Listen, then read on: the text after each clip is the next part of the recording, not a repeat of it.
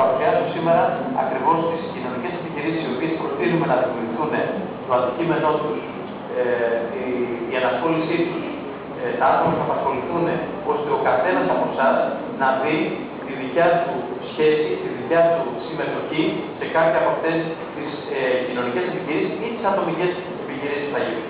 Συνολικά προτείνουμε να γίνουν 7 κοινωνικές επιχειρήσεις και από εκεί και πέρα, 8 νομίζω, 8, και από εκεί και πέρα θα γίνουν και 4 ατομικές και μία θα είναι άλλη τύπου επιχείρηση. Άρα είναι πολύ σημαντική αυτή η παρουσίαση και θα ήθελα να δείξουμε όλοι λίγο προσοχή ώστε μετά να συζητήσουμε αυτά τα θέματα. Οι προτινόμενες δραστηριότητες τις οποίες προτείνουμε να γίνουν στα πλαίσια του προγράμματος είναι αυτές οι 12, όπου οι πρώτες 8 αφορά τις κοινωνικές επιχειρήσεις και οι 9, 10, 11, 12 αφορά τις ατομικές και την άλλη τύπου επιχειρήσεις. Για κάθε μία θα μιλήσουμε παρακάτω, απλώς συνοπτικά παρουσιάζω η πρώτη αναφέρεται στο πράσινο σημείο. Είναι μια πολιτική η οποία εφαρμόζεται στην Ευρωπαϊκή Ένωση εδώ και πάρα πολλά χρόνια. Τα πράσινα σημεία τα οποία μπορούν οι πολίτες μόνοι τους να πάνε τα υλικά τους εκεί. Και γύρω από αυτή τη δράση θα δημιουργηθεί μια κοινωνική επιχείρηση η οποία θα δουλέψει στο πράσινο σημείο του Δήμου της Ελευσίνας, που ήδη έχει ξεκινήσει και ήδη έχει υπάρξει αρκετός εξοπλισμός και είμαστε στην ενόηση τώρα με τον Δήμο για να δούμε την συμμετοχή της κοινωνικής επιχείρησης και την δραστηριότητά της εκεί. Η δεύτερη κοινωνική επιχείρηση αφορά παραγωγή, συλλογή, μεταφορά αλλά και παραγωγή και πώληση σκοπός με μηχανισμούς κομποστοποιητές, θα το αναλύσω.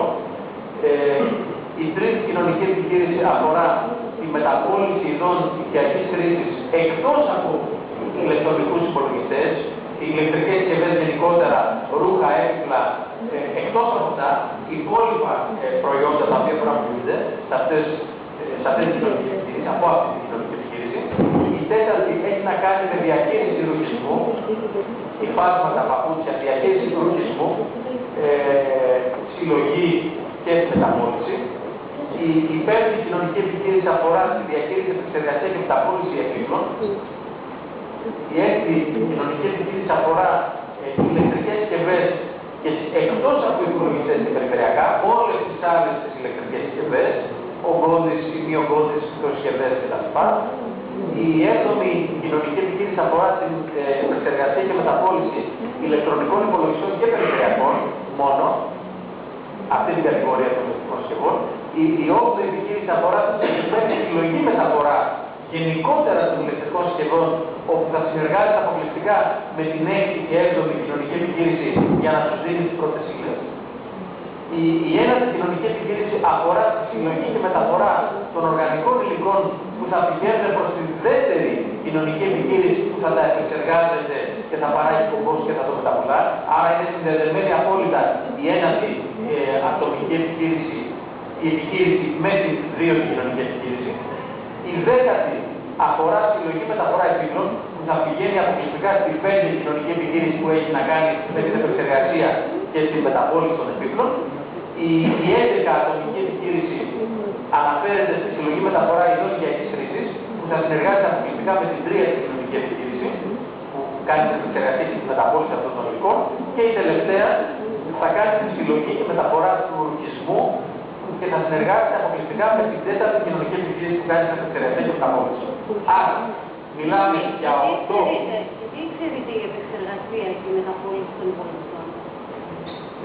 Δεν ξέρετε, απλώς η κοινωνική επιχείρηση, η νούμερο 6, κάνει μόνο, η νούμερο 7 επεξεργάζεται και μεταπολεί μόνο ηλεκτρονικούς υπολογιστές και περιφερειακά, printers και διάφορα άλλα που να κάνουν. Δεν υπάρχει σε αυτές τις επιχειρήσεις η επιλογή, επεξεργασία και μεταπολή υπολογιστών. Είναι ένα τεράστιο εύρος αγοράς. Είναι οι 7. Οι 7, δεν ξέρω αν φαίνεται καλά.